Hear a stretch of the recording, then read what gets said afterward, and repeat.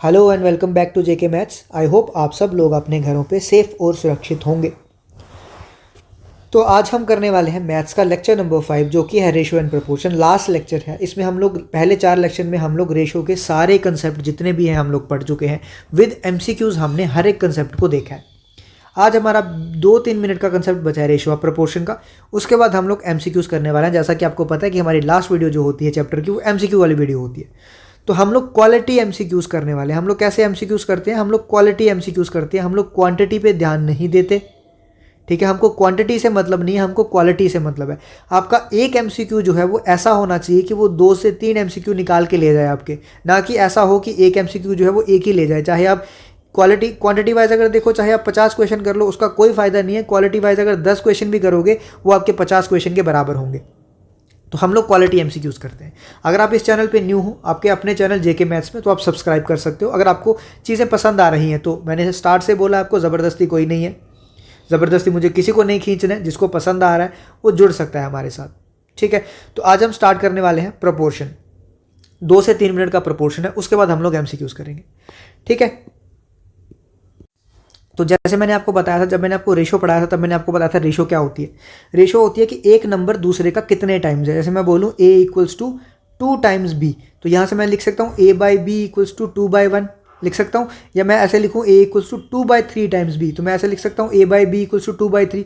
इसका मतलब मैं ये बोल सकता हूँ कि a जो है b का 2/3 टाइम्स है। तो मतलब रेशो क्या होती है? एक नंबर दूसरे का कितना टाइम्स है, ठीक है। अब प्रोपोर्शन क्या होता है? जब भी दो नंबर a बाई बी, ये क्या है? Ratio of a to b, ठीक है। ये रेशो जो है, ध्यान से सुनना इस चीज़ को, जब भी दो नंबर्स की रेशो जो है वो और दो नंबर्स के बराबर होती है, मतलब जब भी a by B c by D के बराबर होगा तो मैं इसको बोलूँगा कि a रेशो b जो है, ये नंबर जो है ये क्या है? प्रोपोर्शन में। प्रोपोर्शन मतलब कि ये पहले दो नंबर्स की रेशो जो है वो दूसरे दो नंबर्स के रेशो के बराबर होगी। जब रेशो बराबर होती है तो मैं क्या बोलता हूँ? वो नंबर्स क्या है? आपस में प्रोपोर्शन में है। तो प्रोपोर्शन मतलब रेशो बराबर, ठीक है। समझ आया? अब हमारे पास प्रोपोर्शन में 3 से 4 कंसेप्ट आते हैं छोटे छोटे, जैसे कि फर्स्ट प्रोपोर्शन, मिड प्रोपोर्शन या फिर मीन प्रोपोर्शन, उसके बाद थर्ड प्रोपोर्शन और फोर्थ प्रोपोर्शन। वैसे तो ये सबको पता होता है, लेकिन मेरा फिर भी फर्ज है आपको पहले 2-3 मिनट में आपको ये बताना, उसके बाद मैं एमसीक्यूज पे चलूंगा। अब फर्स्ट प्रोपोर्शन होता है, फर्स्ट प्रोपोर्शन मतलब a स्क्वायर बाई बी। दो नंबर्स होते हैं, सपोज मेरे पास दो नंबर हैं 2 और 3। मुझे पूछा गया होगा कि फर्स्ट प्रोपोर्शन ऑफ 2 और 3 कितना है। तो ये मेरा a है, ये मेरा b है, तो मैं क्या करूंगा? a स्क्वायर, a कितना है मेरा? 2 का स्क्वायर डिवाइडेड बाई 3, तो मेरा आएगा 4/3। ये आ जाएगा फर्स्ट प्रोपोर्शन। सिमिलरली मुझे अगर पूछा होगा मिड प्रोपोर्शन या फिर मीन प्रोपोर्शन, तो मैं क्या करूंगा? दोनों नंबर्स का रूट कर दूंगा, तो क्या आ जाएगा? Under root of 6। सिमिलरली जब थर्ड प्रोपोर्शन में क्या होगा? थर्ड प्रोपोर्शन में आपको उन्होंने 3 नंबर दिए होंगे, ठीक है। 2 नंबर दिए होंगे, सॉरी 2 नंबर दिए होंगे। थर्ड प्रोपोर्शन आपको निकालना है। जैसे आपको दिया होगा 1 और 2 ही दिया होगा और बोला होगा इसका थर्ड प्रोपोर्शन निकालो। तो ऐसे करने के लिए आपको क्या करना पड़ेगा? पहले इसको इस फॉर्म में लिखो ताकि कंफ्यूजन ना हो। इस फॉर्म में कैसे लिखना सर इसको? ये 1 आ गया a, 2 आ गया b, बीच में आ गया प्रोपोर्शन साइन, दोबारा लिखा 2 और रेशो में लिख दिया c, ठीक है। अब मैंने ऊपर क्या बताया आपको कि रेशो जब बराबर होती है इसका मतलब वो प्रोपोर्शन में है। तो यहाँ से मैं ये बोल सकता हूँ कि a और d को जब मैं मल्टीप्लाई करूँगा तो वो b और c के बराबर आएगा, लिख सकता हूँ। इसका मतलब मैं ये लिख सकता हूँ कि यहाँ से AD जो है वो BC के बराबर आएगा। तो ये मेरा A है, ये मेरा B है, ये मेरा C है, ये मेरा D है। तो AD मतलब 1 इंटू C, तो 1 into C equals to BC मतलब 2 इंटू 2, तो 2 इंटू 2, तो C आएगा किसके बराबर? 2 इंटू 2 4। तो मेरा थर्ड प्रोपोर्शन किसके बराबर आ गया? 4 के बराबर आ गया। सिमिलरली फोर्थ प्रोपोर्शन की बात की जाएगी तो आपको 3 नंबर दे दिए जाएंगे, जैसे सपोज 1, 2 और 3। तो आपको क्या करना है फोर्थ प्रोपोर्शन में? आपको इसको इस फॉर्म में लिखना है पहले 1:2 प्रोपोर्शन 3:4 की जगह आप क्या लिखना है? क्योंकि आपके पास चौथा नंबर नहीं है तो आप लोग D लिखो।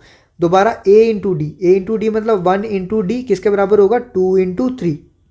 इस तरह से तो D किसके बराबर हो जाएगा? 6 के बराबर। तो ये आपके पास 4 फार्मूले हैं। आई होप ये 4 फार्मूले तो आपको रटने होते हैं वैसे तो, लेकिन अब रटो नहीं, मैंने आपको समझा भी दिया है किस तरीके से आप कर सकते हो। तो आप इस तरीके से निकाल सकते हो, ठीक है। ये तो आसान सा क्वेश्चन था, इस पर मतलब 90% चांसेस तो इस पर क्वेश्चन आता ही नहीं है। आता भी है अगर किसी पे तो कई बार मीन प्रोपोर्शन पे पूछ लेते हैं या फिर थर्ड प्रोपोर्शन पे पूछ लेते हैं। इन दोनों में से क्वेश्चन कई बार आ जाता है, लेकिन मैक्सिमम टाइम्स नहीं आता, ठीक है। तो मीन प्रोपोर्शन होगा तो दोनों जो भी नंबर दिए होंगे उनका रूट करना है, बस। समझ आ गया? चलो फिर आगे बढ़ते हैं। अब आगे हमारे आगे एमसीक्यूज, क्योंकि हम लोग बढ़िया तरीके से एमसीक्यूज, क्वालिटी एमसीक्यूज करते हैं, तो हम लोग स्टार्ट करते हैं अपने एमसीक्यूज। तो पहला एमसीक्यू क्या कह रहा है? 2/3 of the milk water mixture was milk. तो अच्छे एमसीक्यूज लेके आया हूँ मैं, पहले ही बता रहा हूँ, अपनी कुर्सी की पेटी जो है वो बांध लो। अच्छे एमसीक्यूज होने वाले हैं, अच्छे लेवल के, ऐसा नहीं कोई चिंदी से पिद्दी से एमसीक्यूज नहीं होने वाले। पहले ही बता रहा हूँ कि 2 नंबर्स की रेशो दी है, 2 नंबर्स का सम इतना है, बताओ पहला नंबर कितना होगा, दूसरा कितना होगा, वो नहीं। वो जब मैंने कंसेप्ट आपको बताया था पहले लेक्चर में, वहाँ पे मैंने उसके साथ एमसीक्यूज करवा दिए थे 2-3। लेकिन यहाँ पे जब एमसीक्यू वीडियो है उसमें अच्छे लेवल के एमसीक्यूज होने वाले हैं। 2/3 of the milk water mixture was milk, मतलब 2/3 जो है, 2/3 मिल्क वाटर। पहले तो देखो मिल्क वाटर मिक्सचर है तो मैं ऐसे लिख लेता हूँ यहाँ, मतलब मिल्क भी है और वाटर भी है। 2/3 उसमें से क्या है, मिल्क है। तो इसका मतलब या तो मैं ऐसा लिख सकता हूँ कि 3 में से 2 क्या है, मिल्क, तो 1 क्या होगा, वाटर। तो मैं ऐसा लिख सकता हूँ टोटल कितनी है मेरे पास, 3 है, उसमें से 2 क्या है, मिल्क, और 1 क्या है, वाटर। अगर ऐसे नहीं लिखना है तो दूसरा तरीका आप ये भी लिख सकते हो, और करके मैं लिख लेता हूँ कि 2/3 उन्होंने बोला है मिल्क, तो 1/3 क्या बन गया, पानी। ये समझ आया। तब भी अगर मैं इसको काटूंगा तो रेशो तो यही आएगी 2:1। तो मैं किसी भी तरीके से लिखूँ, मेरी रेशो क्या आने वाली है, 2:1 ही आने वाली है। आगे देखना ध्यान से। There was 21 litres of mixture, तो मिक्सचर कितना था, 21 लीटर्स। अब सर मुझे ये बताओ 21 लीटर्स था, तो मुझे ये बताओ मिल्क और वाटर थे कितने। तो मैंने आपको बताया निकालते कैसे थे। मिल्क के पार्ट्स कितने हैं, 2, टोटल पार्ट्स कितने हैं, 3, क्वांटिटी कितनी है, 21, तो 3 × 7, 7 × 2 14। तो मतलब ये क्या है, 14 लीटर्स। तो ये कितना बचा, अगर टोटल 21 है, ये 14 है, तो ये कितना बचा सर, 7 लीटर्स। तो ये समझ आ गया इतने तक, जी सर इतने तक समझ आ गया। तो मतलब ये लाइन हमारी यहाँ तक कंप्लीट हो चुकी है। If 4 litres of water is added to it, अगर 4 लीटर हमने पानी ऐड किया, तो सर पानी कहाँ है, सर इस तरफ है, तो 4 लीटर मैं पानी ऐड कर रहा हूँ। ये 4 लीटर मैंने पानी ऐड किया। जब 4 लीटर पानी ऐड किया तो पानी कितना बन गया, अब 11 लीटर। लेकिन मैंने क्या दूध ऐड किया था, नहीं सर दूध ऐड नहीं किया। आप सर डिसऑनेस्ट शॉपकीपर हो, आप दूध ऐड नहीं कर रहे, आप पानी ऐड कर रहे हो तो महंगा बेच रहे हो। मैं नहीं कर रहा भैया, ये शॉपकीपर वाले कर रहे हैं, शॉपकीपर कर रहा है।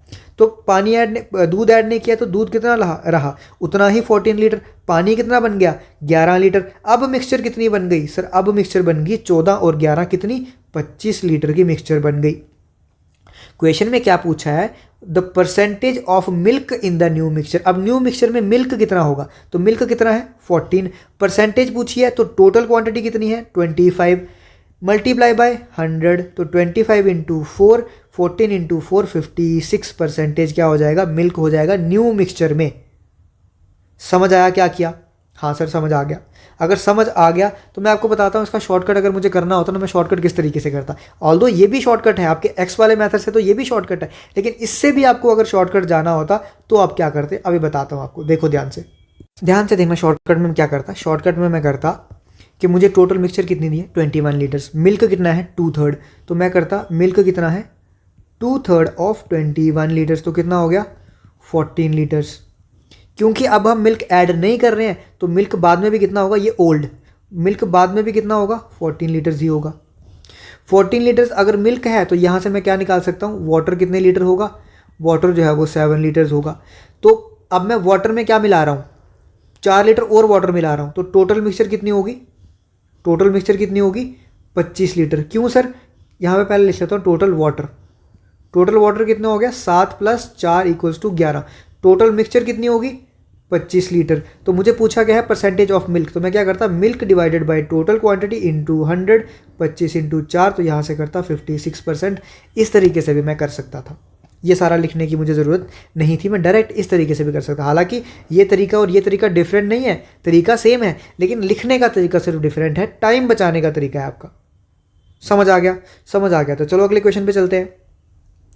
अगले क्वेश्चन पे क्या है, there are 2 vessels A and B containing 25 litres each of pure milk and pure water. Sir 2 vessels हैं, ध्यान से सुनना, क्वेश्चन अच्छा लेवल है। ए और बी, सर 2 वेसल्स हैं, ए और बी आ गई, दोनों में क्या है 25 लीटर्स है। सर क्या 25 लीटर्स है, अभी छोड़ो, लेकिन 25 लीटर्स है, ये आ गया 25 litres of pure milk and pure water. इसका मतलब इसमें प्योर मिल्क है, क्या है इसमें प्योर मिल्क है, और इसमें क्या है प्योर वाटर है। ध्यान से सुनना, मैं फिर से बोल रहा हूँ, मेरे क्वेश्चन जो हैं, जो मैं क्वेश्चन लेके आऊँगा वो अच्छे लेवल के क्वेश्चन होंगे। ये समझ गए आप, तो इसका मतलब आप कंसेप्ट जो है वो बिल्कुल सही तरीके से समझ गए हो। इसका मतलब कोई भी क्वेश्चन कहीं से भी आएगा, आप आसानी से उसको सॉल्व कर पाओगे। अब इतने तक हम पहुँच चुके हैं, हाँ सर पहुँच चुके हैं। 5 litres of milk from A is taken and poured into B.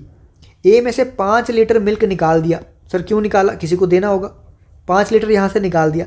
अब ए में मिल्क कितना बचा सर, 20 लीटर्स क्या बचा सर, मिल्क बचा। ब्रैकेट में मैं साथ साथ लिखता जाता हूँ। अब यहाँ से मैं मिल्क निकाल के कहाँ डाल रहा हूँ, उसको बी में डाल रहा हूँ। तो सर बी में 30 लीटर्स हो गया, मार खाओगे मेरे से। 30 लीटर्स कैसे हो गया, बी में क्या था पानी, अब क्या आ रहा है मिल्क। तो अब मैं ऐसा लिखूंगा इसको, अब इसमें मिल्क और वाटर दोनों आ गए।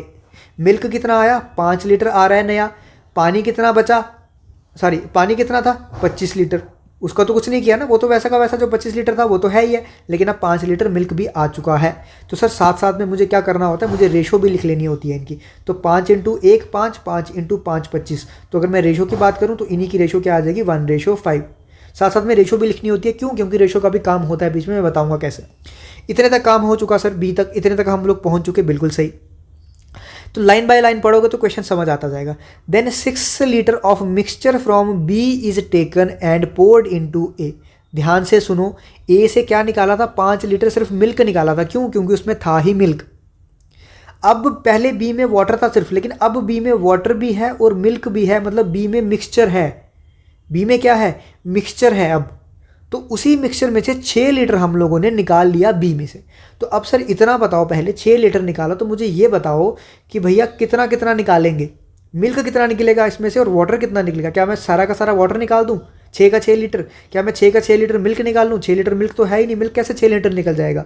तो मैं कितना निकालूँ, तो मैंने आपको क्या बोला था, मिल्क कितना पार्ट है 1, टोटल पार्ट कितने हैं 6, इनटू टोटल क्वांटिटी कितनी है निकालनी है हमको 6 लीटर। तो इसका मतलब 1 लीटर क्या निकलेगा, मिल्क निकलेगा। यहाँ से क्या होगा -1 लीटर, 1 लीटर मिल्क निकलेगा।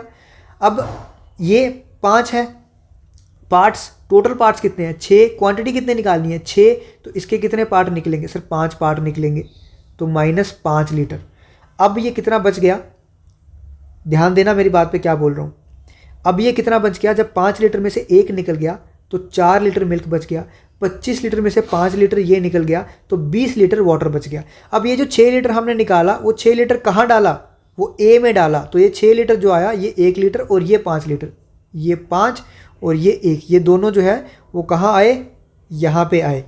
जब यहाँ पे आए तो ध्यान से देखो, पहले यहाँ पे सिर्फ मिल्क था, लेकिन अब क्या हो गया, मिल्क और वाटर दोनों हो गया। क्यों, क्योंकि अब वाटर भी आ रहा है। तो 1 लीटर क्या आया, यहाँ से मिल्क आया। तो मिल्क पहले कितना था 20 लीटर, तो अब मिल्क कितना हो गया 21 लीटर। पानी कितना था पहले, इसमें 0 था, अब पानी कितना आया 5 लीटर, तो 5 लीटर इसमें क्या हो गया, पानी हो गया। समझ आया। अब ये क्वेश्चन मेरा हो चुका है ख़त्म यहाँ तक, यहाँ तक। अब उसने पूछा है what is the ratio of water in A and B.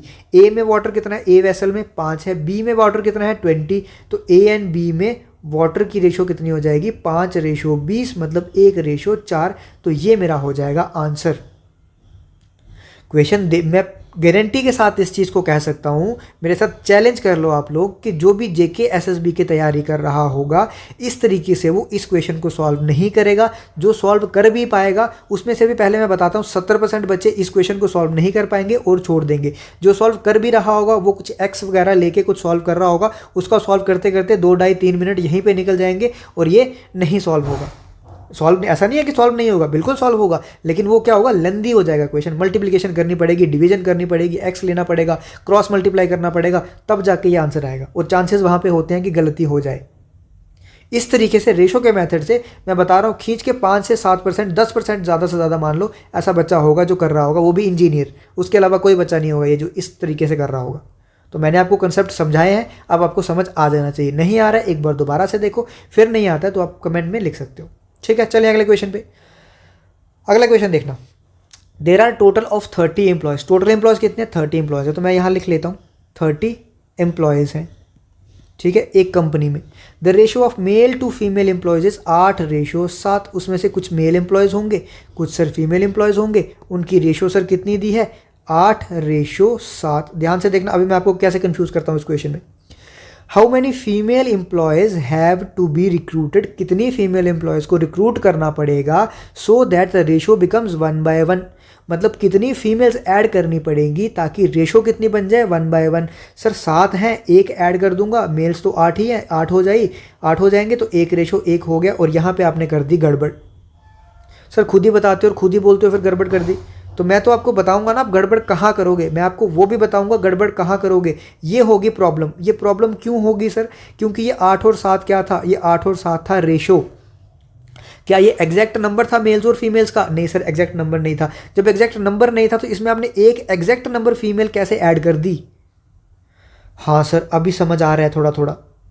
ये रेशो था, रेशो कभी भी एग्जैक्ट नंबर नहीं देता। जब रेशो एग्जैक्ट नंबर नहीं देता तो आप इसमें एग्जैक्ट फीमेल नहीं ऐड कर सकते। आप ऐसा बोल सकते थे कि 7 पार्ट में या 7 रेशो में मैं एक रेशो ऐड कर सकता हूं, लेकिन एक फीमेल ऐड नहीं कर सकता, क्योंकि ज़रूरी नहीं है एक रेशो जो है वो एक फीमेल के बराबर ही हो। अभी मैं आपको बताऊंगा, ज़रूरी नहीं है एक रेशो एक फीमेल के बराबर ही हो। अगर क्वेश्चन ऐसा होगा कि एक रेशो एक फीमेल के बराबर होगी तब तो आंसर ठीक है, लेकिन अगर एक रेशो 2 फीमेल के बराबर आ गई फिर तो गड़बड़ हो जाएगी।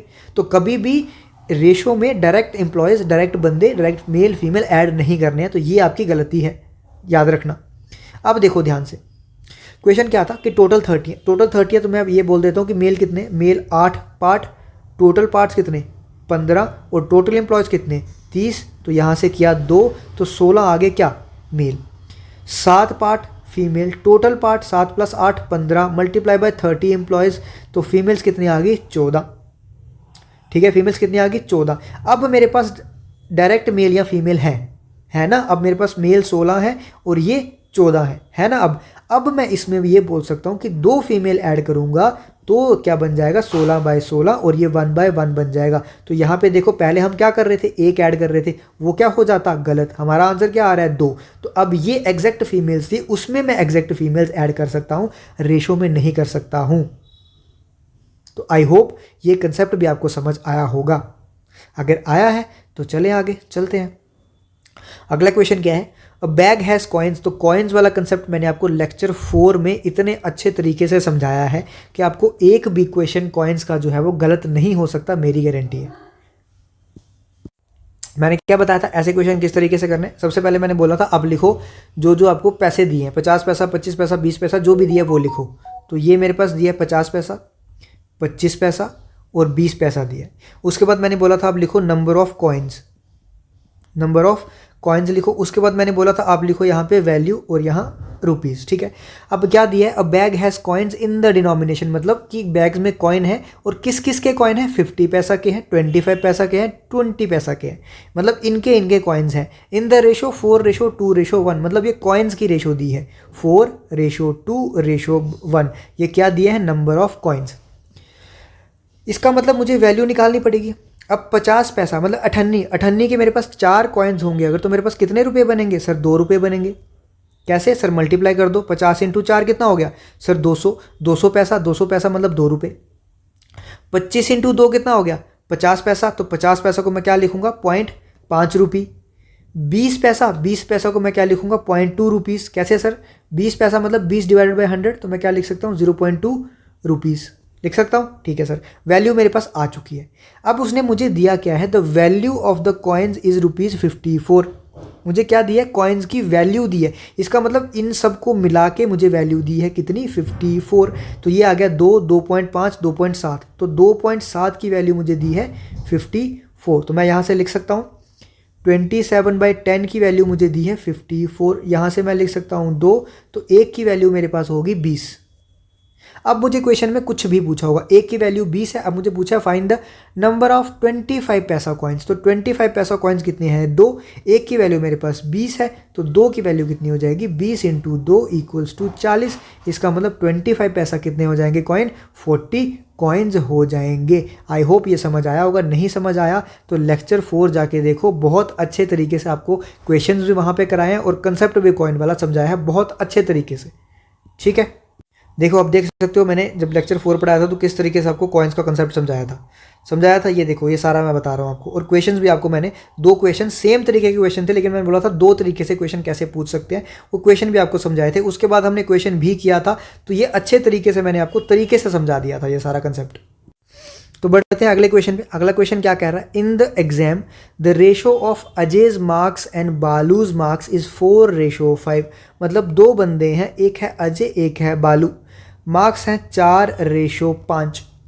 If each of them had scored 36 मोर, अगर दोनों जो है वो 36 मार्क्स मोर लेते, ज़्यादा लेते, इसका मतलब ये भी 36 अगर ज़्यादा लेता, ये भी 36 अगर ज़्यादा लेता, तो क्या होता? तो रेशो बन जाती 7:8।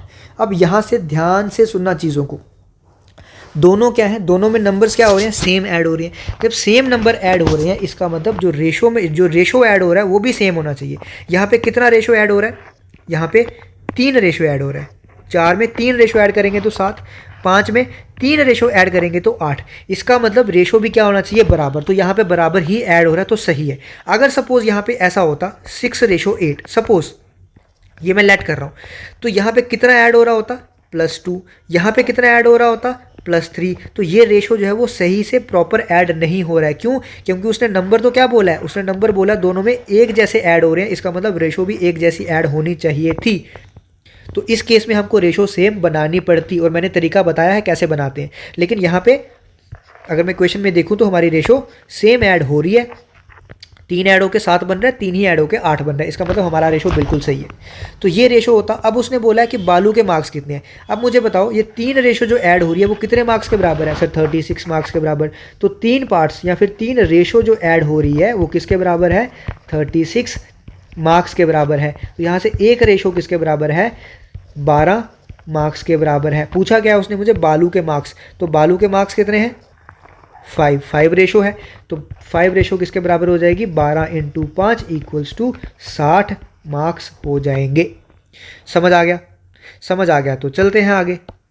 और याद रखना ये बालू के कौन से मार्क्स थे? पहले वाले। अगर पूछा होता बालू के अभी वाले मार्क्स कितने हैं तो 12 को किससे मल्टीप्लाई कर देते? 8 से। क्यों? क्योंकि एक रेशो अगर 12 के बराबर है तो 8 रेशो किसके बराबर होती? 12 × 8 हम लोग कर देते। ठीक है, 96 आ जाता उस केस में। तो जो भी पूछा होगा एक निकालने के बाद हम लोग उसको उससे मल्टीप्लाई करके कुछ भी आंसर निकाल सकते हैं। समझ आ गया? तो बढ़ते हैं आगे। नेक्स्ट क्वेश्चन देखना, ध्यान से देखना। ये भी क्वेश्चन जो है बहुत सही लेवल का क्वेश्चन है, ये CSET लेवल का क्वेश्चन है। हालांकि क्वेश्चन ये इतना आसान है, इतना इजी क्वेश्चन है, लेकिन फिर भी ये CSET में क्वेश्चन आया हुआ है। क्वेश्चन देखना ध्यान से। If A, B, C are 3 positive integers such that A/B are in the ratio A and B are in the ratio 3:4। तो A और B की रेशो कितनी है? 3:4। B और C की रेशो कितनी दी है? 2:1। तो मैंने आपको यूनिफॉर्म रेशो का कंसेप्ट बताया था। ये बोलता है तू मेरे घर में आ जा, ये बोलता है तू मेरे घर में आ जा। तो यहाँ से A कितना हो गया? 6। मैंने बोला था अगर कुछ कटता है तो पहले काट लो। यहाँ से 2 कट रहा है, 2 कट रहा है, 2 × 2 ये कट रहा है। तो रेशो कितनी बन गई? 3:4:2। ये बन चुकी है ABC की रेशो। अब वो क्या बोल रहा है? Which one of the following is the possible value of A, B and C। अब यहाँ पे मैंने आपको जानबूझ के ना ऑप्शन नहीं दिए। अगर मैं आपको यहाँ पे ऑप्शन दूँ तो ध्यान से सुनो, ऑप्शन क्या होंगे। पहला ऑप्शन मैं यहाँ पे देता हूँ 201, दूसरा ऑप्शन मैं यहाँ पे देता हूँ 205, तीसरा ऑप्शन मैं यहाँ पे देता हूँ 207, चौथा ऑप्शन मैं देता हूँ 210। अब क्या बोल रहा है? A + B। अब बच्चे क्या करेंगे? यहाँ पे पढ़ेंगे A + B मतलब ये A 3 और 4 7 और 2 9। A + B तो आ रहा है 9। 9 तो इनमें से कोई किसी का 9 के साथ कोई लेना देना ही नहीं है, दूर दूर तक। ये 200 से ऊपर है, ये 9 है, तो क्या करें? तो फंस जाएंगे बच्चे। क्या करने लगेंगे फिर? ज़बरदस्ती करने लगेंगे कि सर 2 और 0 2, फिर 1 करेंगे 3, 5 और 2 7, 2 और 1 3, 7 और 2 9। इसका मतलब यहाँ पे 9 ऐड करके आ रहा है तो ये 9 होगा। ठीक है, तो हर बार ये तुक्के नहीं चलेंगे। इस क्वेश्चन में ऑल दो ये तुक्का चल जाएगा। इसका आंसर क्या होगा? इसका आंसर 207 ही होगा। इस क्वेश्चन में ये तुक्का चल गया, लेकिन हर क्वेश्चन में ये तुक्का नहीं चलेगा। करना क्या है? अब हमारी A + B + C की रेशो कितनी आई? A + B + C अगर मैं करूं तो रेशो में कितना आया? 4 3 7 2 9। रेशो में कितना आया? 9। इसका मतलब इसकी वैल्यू जो है अगर मैं देखूं तो 9 तो नहीं है, लेकिन 9 का क्या होगा? मल्टीपल होगा ना। 9 का मल्टीपल जो है वो इसकी वैल्यू होगी। हमको देखना है इन चारों में से 9 का मल्टीपल कौन सा है। तो 9 का मल्टीपल जो है वो यही आता है। क्यों? क्योंकि 9 × 2 18, 2 बचते हैं 27, 9 × 3 27। तो एक ही ऑप्शन आता है जो इसका मल्टीपल है, इसलिए आंसर हो जाएगा 207। लेकिन हर बार ये तुक्का चलेगा नहीं, मैं फिर बता रहा हूँ। आई होप ये चीज़ें समझ आपको आ रही होंगी। और चीज़ें समझ आ रही हैं तो क्या करना है? JK मैथ्स आपका अपना चैनल, मेरा नहीं है, आपका है। सर आपका है तो फिर हमको दे दो ID पासवर्ड, बहुत तेज़ हो रहे हो। तो आपका अपना चैनल है, इसको सब्सक्राइब करना है और दोस्तों के साथ शेयर करना है। लाइक और सब्सक्राइब, लाइक शेयर आपकी मर्जी है, जिस हिसाब से आप करना चाहो तो ठीक है, नहीं करना चाहो तो भी ठीक है, कोई इशू नहीं है। लेकिन पढ़ाई जो है वो रुकनी नहीं चाहिए। मैथ्स एंड रीजनिंग जो है उसकी प्लेलिस्ट जो है वो बनी हुई है अलग से, वो रुकनी नहीं चाहिए। वहाँ से आपको सारे कंसेप्ट वाइज मैं क्वेश्चन नहीं कराता हूँ, डायरेक्ट कंसेप्ट के हिसाब से क्वेश्चन कराऊंगा और वही एग्जाम में पूछे जाते हैं। ठीक है, चलें अब सर एक क्वेश्चन ऐसा करा दो जाते जाते जिसमें हमको लगे कि भाई हमने कुछ पढ़ा है। तो एक थोड़ा सा ना आपको हाई लेवल का क्वेश्चन बता देता हूँ, ऑल्दो ये हाई लेवल है नहीं, लेकिन जेकेएसएसबी के लेवल से ये ऊपर लेवल का क्वेश्चन आ जाता है। ठीक है, तो आपको बता देता हूँ। लेकिन सर ये इतना बड़ा क्वेश्चन, सर देख के ही हमको कुछ हो गया। क्वेश्चन बहुत ज़्यादा आसान है, ध्यान से देखना इस चीज़ को। सर ये तो कितने बहुत सारे बंदे हैं इसमें। Naveen distributed a certain amount of money among his sons. 3 लोग हैं, राम, विकी एंड नाग। सबसे पहले तो सर नवीन है, हाँ सर नवीन है, तो नवीन को लिख लेते हैं ऊपर। नवीन क्या कर रहा है सर, कुछ मनी है उसके पास, वो डिस्ट्रीब्यूट कर रहा है अपने 3 सन्स में। एक सन आ गया, दूसरा सन आ गया, तीसरा सन आ गया। पहला सन आ गया कौन, सर राम। दूसरा सन कौन आ गया, विक्की। तीसरा कौन आ गया, सर नाग। सर बहुत खतरनाक नाम रखा है, कोई दिक्कत नहीं है। कितनी रेशो में है, 3:4:5। इतना समझ आ गया, हाँ सर समझ आ गया। अब आगे नाग भी जो है चालाक इंसान है। Nag distributed the total amount with him. जितना भी उसके पास मनी था, जितना भी उसके पास अमाउंट था, उसको उसने अपनी डॉटर्स में, अमंग हिज डॉटर। डॉटर के नाम क्या है, डॉटर के भी बड़े खतरनाक नाम है। सर मुझे पता है आपने जानबूझ के ऐसा लिया है, क्योंकि आपको ये यहाँ पे ऐड सुनानी थी, जया, रेखा, सुषमा, सबकी पसंद निर्मा। आपको वो वाली ऐड सुनानी थी, आपने जानबूझ के ऐसे नाम लिए। ठीक है, तो 3 डॉटर्स हैं नाग की, जया, रेखा और सुषमा, सबकी पसंद निर्मा। हाँ ठीक है सर, आगे बढ़ो। इनमें वो अपनी वेल्थ को डिवाइड कर देता है, किस रेशो में, 6:7:8 में। जया को कितने मिल रहे हैं, जया को मिल रहे हैं 3000 रुपये। तो जया के पास कितने पार्ट्स हैं, सर 6 हैं। आउट ऑफ कितने, 6, 7, 13 और 8, 21। ये आगे जया के पास। ठीक है, अब जया फर्दर डिवाइड है आगे किससे, नाग से। तो नाग के कितने पार्ट्स हैं, 5। आउट ऑफ 5, 4, 9 और 3, 12। ठीक है, ये समझ आया। ये किसके बराबर है आपके पास, 3000 के पास। 3000 के 3000 के क्यों आया, सर वो तो जया दिया था, लेकिन जया खुद फर्दर किसका पार्ट था, वो तो नाग का पार्ट थी ना। तो नाग के पास कितने थे, 5 डिवाइडेड बाय टोटल कितने पार्ट हैं ऊपर, 12 पार्ट्स। तो यहाँ से अगर मैं करूँगा इसको तो ये आएगा 6 × 5 30। 30 से करूँगा इसको तो ये कितना आ गया, 100 आ गया। तो यहाँ 1 पार्ट किसके बराबर हो गया, 21 × 12 × 100। तो जब मैं इसको सॉल्व करूँगा तो एक पार्ट किसके बराबर आ जाएगा, एक पार्ट बराबर आ जाएगा 21 × 12। मैं कैसे करूँगा, मैं करूँगा 21 × 10। तो 21 × 10 210, फिर 21 × 2, 21 × 2 मतलब 42। तो मैं करूँगा 252, इस तरीके से मल्टीप्लाई कर सकता हूँ मैं। तो ये 25200, ये आ गया टोटल मनी जो कि नवीन के पास था। ये क्या आ गया, टोटल मनी जो कि किसके पास था, नवीन के पास। अब हमें निकालना क्या है कि विक्की को कितना मिला। विक्की को कितने पार्ट्स मिल रहे हैं, 4। टोटल पार्ट्स कितने हैं, 5, 4, 9 और 3, 12। विक्की के पास कितने पार्ट्स हैं, 4। टोटल पार्ट्स कितने हैं, 12। और टोटल मनी कितनी है, इतनी। यहाँ से करूँगा तो 12 × 2 24, 12 × 1 12। तो ये आ जाएगा 4, 8, 8400। तो आंसर कितना आएगा, 8400 आंसर आएगा। क्वेश्चन अगर देखा जाए तो मुश्किल नहीं था, लेकिन ये डबल रेशो का क्वेश्चन था। अगर ये यहाँ पे नाग नहीं होता सपोज, और क्वेश्चन यहीं से स्टार्ट होता यहाँ से, तो हम डायरेक्ट क्या करते, 6/21 को इक्वेट करते किससे, 3000 से। फिर यहाँ 5/12 नहीं आता। ये 5/12 अलग कहाँ से आया, क्योंकि जया खुद किसका पार्ट थी, नाग का पार्ट। और नाग को भी तो कुछ हिस्सा कहाँ से मिल रहा है, नवीन से। नाग का हिस्सा कितना था, 5/12 का। तो इस तरीके से हमारा ये क्वेश्चन सॉल्व हुआ। तो आई होप समझ आ गया होगा आपको, क्वेश्चन समझ आ गया है तो क्वालिटी एमसीक्यूज आपने देख लिए। क्वालिटी एमसीक्यूज जो है वो किस तरीके के होते हैं, क्वांटिटी नहीं, क्वालिटी एमसीक्यूज इस तरीके के होते हैं। बाकी एमसीक्यूज मैंने बहुत सारे एमसीक्यूज आपको आई थिंक ज़्यादा नहीं बोलूँगा तो 20-30 ज़्यादा, इससे ज़्यादा ही एमसीक्यूज जो है आपको मैंने लेक्चर में भी करवाए होंगे। ठीक है, लेक्चर 4 लेक्चर्स हैं, उसमें भी आपको मैंने बहुत सारे एमसीक्यूज जो हैं वो बीच में ही करवा दिए हैं।